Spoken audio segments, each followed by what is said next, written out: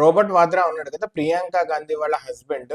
Enforcement directorate ED దాని charge sheet లో clear గా మెన్షన్ చేసింది ఏంటంటే, రాబర్ట్ వాద్రా ప్రియాంక గాంధీ వాళ్ళ హస్బెండ్, ఇతను 58 కోట్లు ఇతనికి వచ్చినాయి డిఫరెంట్ సోర్సెస్ నుంచి, డిఫరెంట్ కంపెనీస్ నుంచి వచ్చినాయి. దేనికి? పిఓసి, ప్రొసీడింగ్స్ ఆఫ్ క్రైమ్ కింద. దేనికంటే ఇది గురుగ్రామ్ లో ఒక ల్యాండ్ డీల్ కి సంబంధించి ఇతనికి ఈ డబ్బులు 58 కోట్లు వచ్చినాయి. ఈ 58 కోట్లని ఇతను డిఫరెంట్ వాటికి వాడాడు, ఇన్వెస్ట్మెంట్స్ కి, ఇమూవబుల్ ప్రాపర్టీస్ కి, అదే విధంగా ఇతనికి ఉన్న లోన్స్ ఇట్లాంటివి తీర్చేయడానికి వాడాడు అని చెప్పి ఇతని మీద ఈడీ ఛార్జ్ షీట్ ఫైల్ చేసింది. దాంట్లో ఇదంతా ఉంది, చూడాలి. లైక్ యూనో మేబీ ఇప్పుడు కాంగ్రెస్ లేకపోవడంతో ఇవన్నీ బయట పెడుతున్నాయి కాంగ్రెస్ వాళ్ళకి, బీజేపీ పవర్ లో ఉండటంతో. బీజేపీ ఒకవేళ లేకపోతే బీజేపీ వాళ్ళు కూడా బయటపడతాయేమో. కానీ రాబర్ట్ వాద్రా మీద చాలా అలిగేషన్స్ ఉన్నాయి, కానీ స్ట్రాంగ్ స్టెప్ అనేది ఇంకా ఏమీ తీసుకోలేదు రాబర్ట్ వాద్రా మీద. Because I was hearing about this from past many years. ఒకవేళ ఉంటే కనుక అవన్నీ బయట పెట్టాలి, అవన్నీ బయట పెట్టి అవసరమైతే బొక్కలోకి తొయ్యాలి కూడా.